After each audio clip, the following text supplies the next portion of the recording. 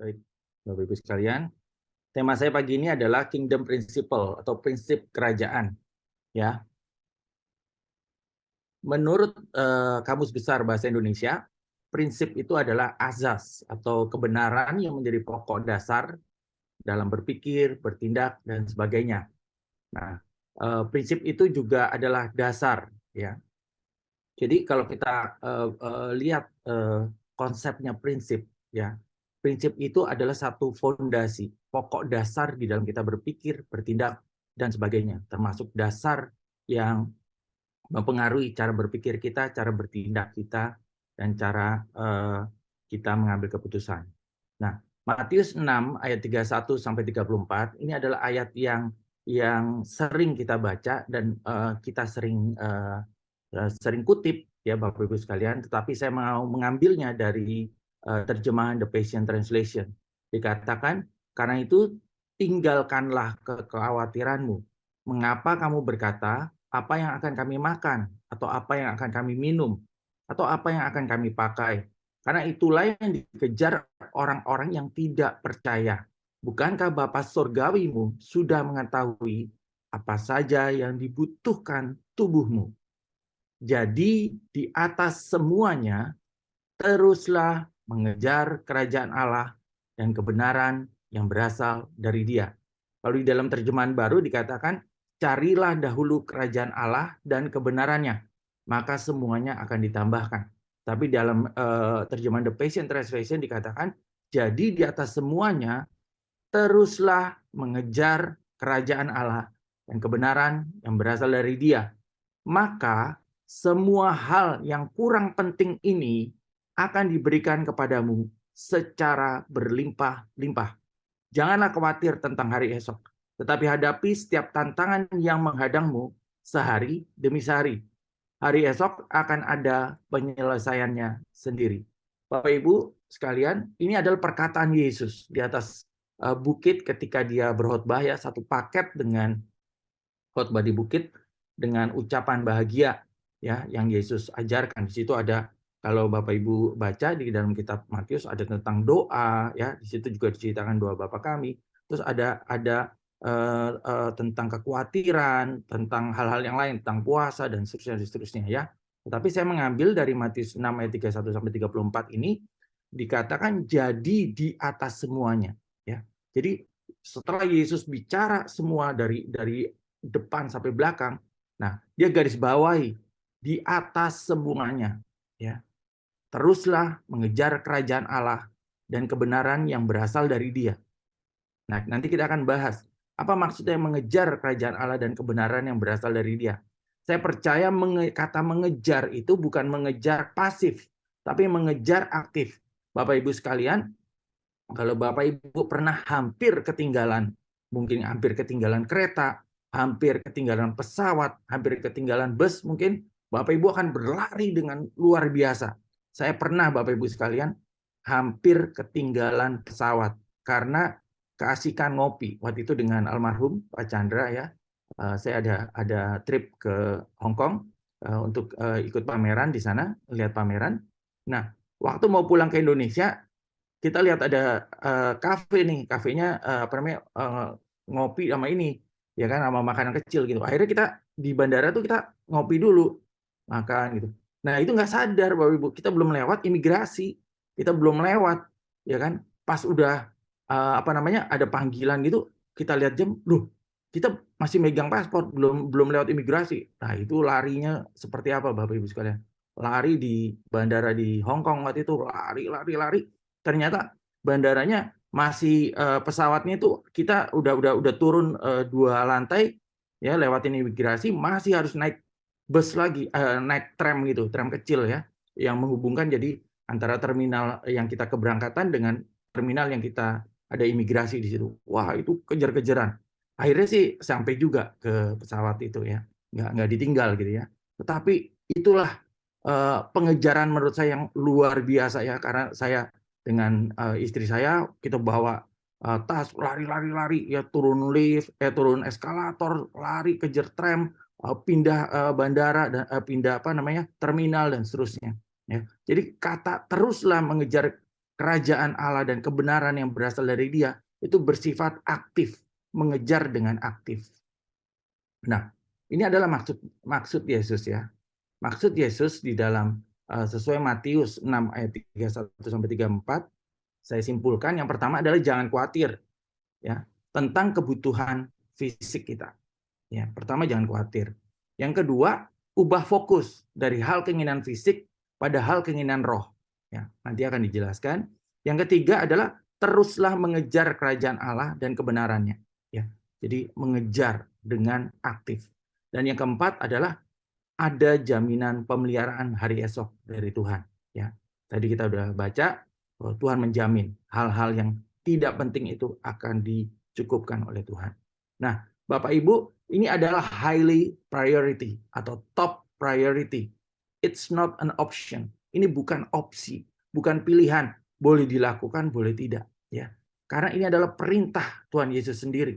Ya, jadi highly atau top priority yang harus dilakukan oleh setiap anak-anak Tuhan, oleh setiap kita hamba-hamba Tuhan, oleh setiap kita murid-murid Kristus.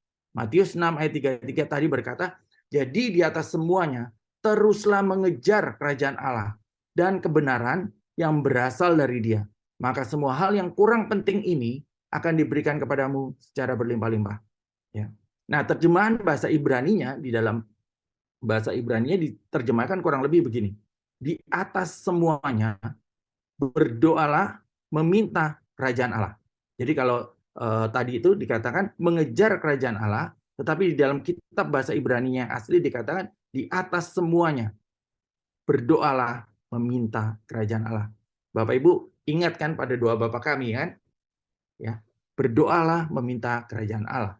Ya. Nah, ini adalah doa Bapa kami yang Yesus ajarkan. Di bagian atas di Matius 6 ayat 9 sampai 13, Yesus mengajarkan tentang doa Bapa kami. Karena itu berdoalah demikian. Bapa kami yang ada di surga, dikuduskanlah namamu. Datanglah kerajaanmu. Jadilah kehendakmu di bumi seperti di surga. Jadi Bapak Ibu di sini dikatakan kalau tadi mengejar kerajaan surga. Ya. Nah, di bagian ini ya di dalam kitab bahasa Ibrani-nya dikatakan datanglah kerajaanmu. Jadi kita mengundang kerajaan Allah, mengundang kehadiran kerajaan Allah di muka bumi. Ya. Datanglah kerajaanmu, jadilah kehendakmu di bumi seperti di surga. Jadi mengejar kerajaan Allah ya ternyata terkoneksi dengan menghadirkan atau mendatangkan kerajaan Allah. Ya. Karena sikap kita terhadap kerajaan Allah sesuai Matius 6 ayat 33, saya kutip tadi ya, Matius 6 ayat 33 di dalam terjemahan baru dikatakan, tetapi carilah dahulu kerajaan Allah dan kebenarannya, maka semuanya itu akan ditambahkan kepadamu. Ini yang sering kita dengar ya. Nah, kemudian dalam The Passion Translation dikatakan, jadi di atas semuanya teruslah mengejar kerajaan Allah dan kebenaran yang berasal dari Dia. Maka semua hal yang kurang penting ini akan diberikan kepadamu secara berlimpah-limpah. Dan di dalam bahasa Ibrani dikatakan, di atas semuanya berdoalah meminta kerajaan Allah. Dan di dalam doa Bapa kami dikatakan, karena itu berdoalah demikian, Bapa kami yang ada di surga, dikuduskanlah namamu. Datanglah kerajaanmu, jadilah kehendakmu di bumi seperti di surga. Jadi sikap kita terhadap kerajaan Allah yang pertama adalah kita mencari kerajaan Allah, ya, mencari ya. Yang kedua adalah mengejar kerajaan Allah. Bagaimana kita mengejar dengan aktif kerajaan Allah dan kebenarannya. Yang ketiga adalah meminta kerajaan Allah untuk hadir, meminta kerajaan Allah. Yang keempat adalah mendatangkan kerajaan Allah. Ya. Jadi datanglah kerajaanmu, jadilah kehendakmu. Kita mendatangkan, menghadirkan kerajaan Allah. Ya. Kelima, bagaimana kita mengundang kerajaan Allah, dan keenam, bagaimana kita menghadirkan kerajaan Allah di muka bumi. Ya. Ini adalah sikap kita terhadap kerajaan Allah dan kebenaran.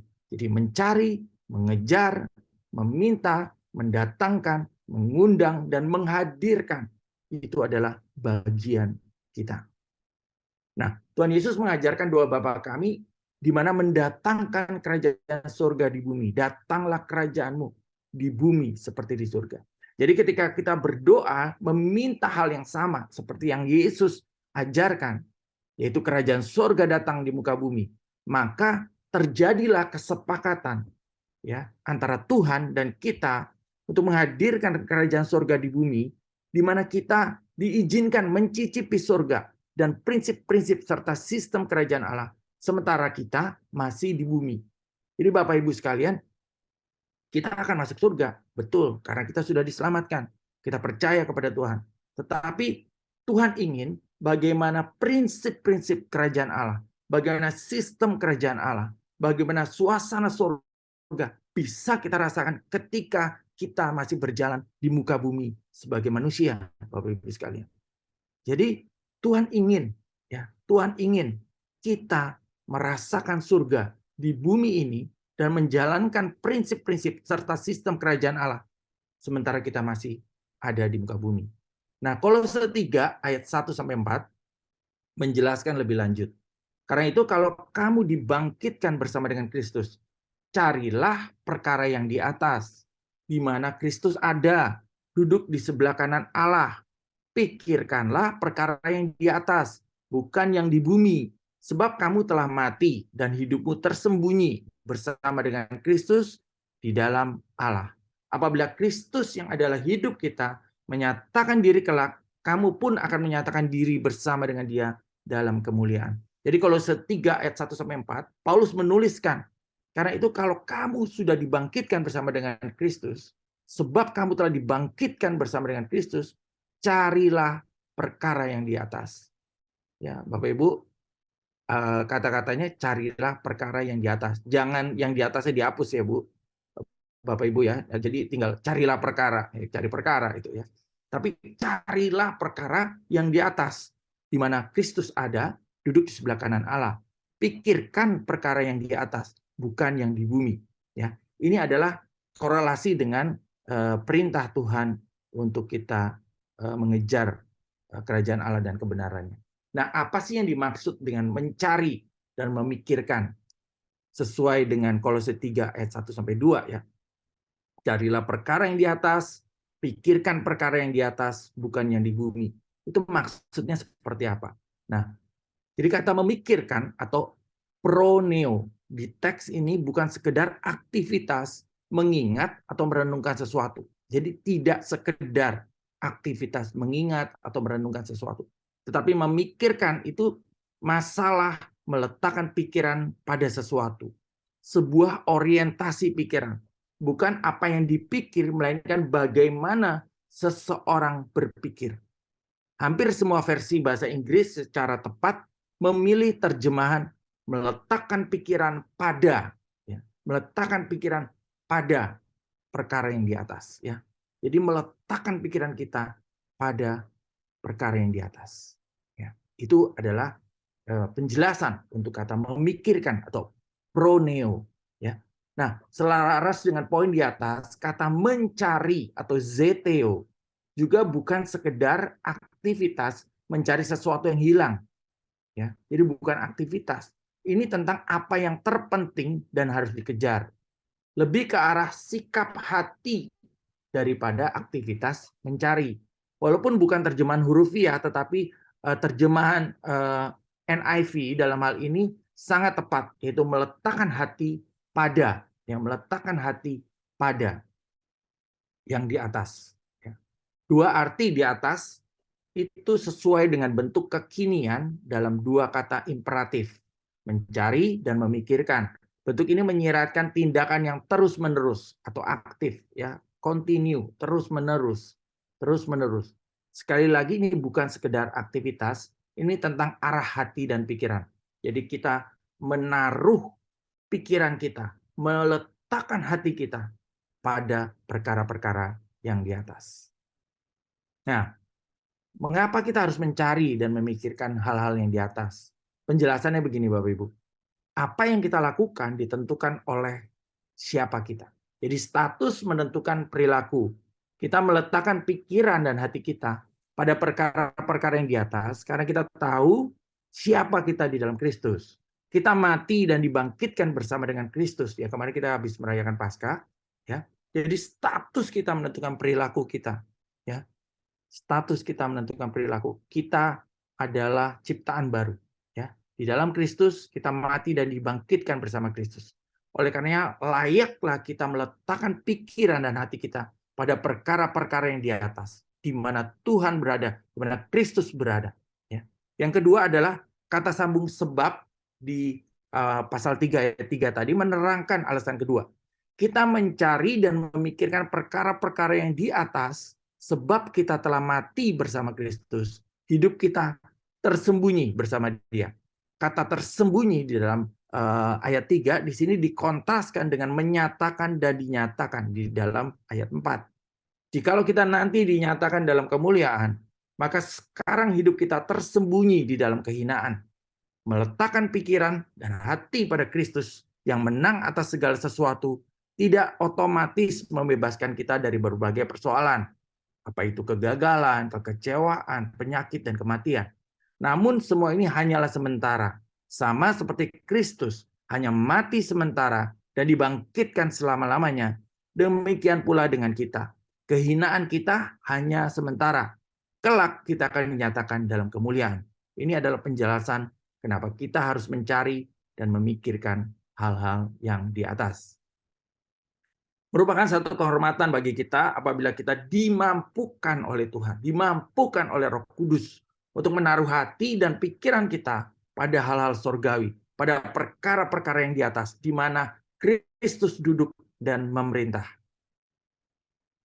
Matius 13 ayat 11 sampai 12 berkata dalam penjelasan terjemahan The Passion Translation, ia menjelaskan, ya, Yesus lagi nih menjelaskannya, kamu sudah dikaruniai pengalaman untuk memahami kebenaran-kebenaran yang tersembunyi dan rahasia-rahasia dari kerajaan surga. Sedangkan mereka tidak. Jadi Yesus sedang menjelaskan ke murid-muridnya pada waktu itu. Kalian ini ya sudah dikaruniai pengalaman loh untuk memahami kebenaran yang tersembunyi dan rahasia kerajaan surga. Sedangkan mereka tidak, ya.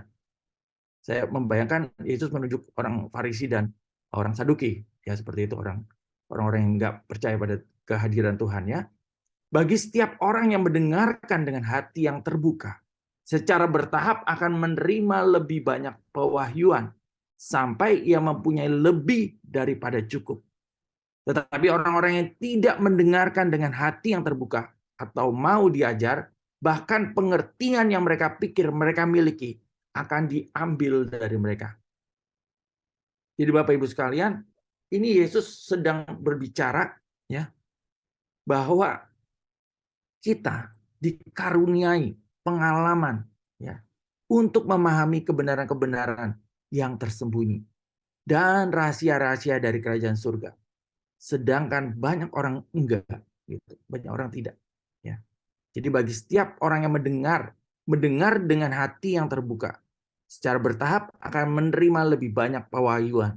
Jadi ketika kita mendengarkan, Bapak Ibu mendengarkan kebenaran, ya, mendengarkan dengan hati yang terbuka, itu akan memiliki lebih banyak pewahyuan, ya. Tetapi apabila kebalikannya, tidak mendengarkan dengan hati yang terbuka, maka bahkan yang mereka pikir mereka miliki, pengertian, itu akan diambil dari mereka. Ya. Nah, kata rahasia itu dalam bahasa Yunani-nya ditulis mysterion, yang berarti rahasia-rahasia atau misteri-misteri. Nah, ditemukan 27 kali dalam kitab Perjanjian Baru. Misteri kerajaan surga adalah pengetahuan rohani tentang sifat dan jalan-jalan Tuhan. Yesus Kristus hanya dapat dimengerti sepenuhnya oleh roh, bukan hanya oleh intelektual manusia.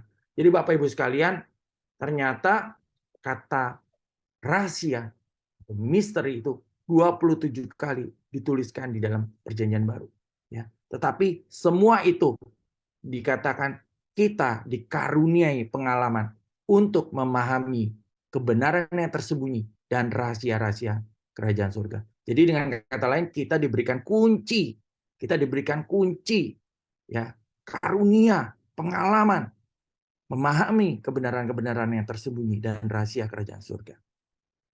Nah, kerajaan Allah itu bicara tentang kuasa dan otoritas. 1 Korintus 4 ayat 20 berkata, sebab kerajaan Allah bukan terdiri dari perkataan, tetapi dari kuasa. Jadi Bapak Ibu sekalian, jadi kita itu bukan omdo, ya. Jadi bukan omong doang. Tuhan Yesus juga bukan omong doang, ya. Ketika dia bicara tentang kerajaan Allah, dia juga berbicara tentang kuasa. Dia berbicara tentang hal-hal yang yang menyertai ya setiap kebenaran Tuhan. Nah, saya ingin bicara tentang lokomotif dan gerbong ya. Ketika kita berfokus kepada mencari, kepada mengundang atau menghadirkan kerajaan Allah dengan menaruh hati dan pikiran pada Tuhan dan kehendak-Nya, maka itu seperti lokomotif yang menarik gerbong-gerbong lainnya, yaitu kuasa Tuhan, mujizat Tuhan, sumber daya Tuhan, atmosfer surgawi, sistem surgawi, serta hal-hal yang kurang penting, yaitu kebutuhan fisik akan dipenuhi. Itu merujuk pada Matius 6 ayat 31 sampai 34. Jadi Bapak Ibu sekalian, semua ini Tuhan sudah siapkan. Tetapi Tuhan bilang, kejarlah kerajaan surga. Atau di dalam terjemahan baru, carilah dahulu kerajaan surga dan kebenaran. Jadi kita prinsip surga, prinsip kerajaan surgawi itu adalah kita memberikan ya hati kita, memberikan pikiran kita, menaruh dalam perkara-perkara yang di atas, menaruh dalam perkara-perkara surgawi. Ya, pertama dahulu, ya itu yang dilakukan lebih dulu. Maka dikatakan hal-hal yang lain, gerbong-gerbong yang lain akan nyusul. Ya, ada kuasa Tuhan, ada mujizat Tuhan, sumber daya Tuhan, atmosfer surgawi, sistem surgawi, dan hal-hal yang kurang penting, yaitu kebutuhan-kebutuhan fisik, semua akan Tuhan penuhi. Makanya Yesus bilang, ya jangan seperti orang nggak percaya, gitu, ya kan?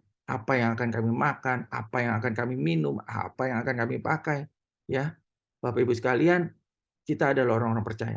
Ya. Cara berpikir kita jangan seperti cara berpikir orang tidak percaya Tuhan, ya, yang hanya memikirkan hal-hal yang fisik, hal-hal yang istilahnya kurang penting.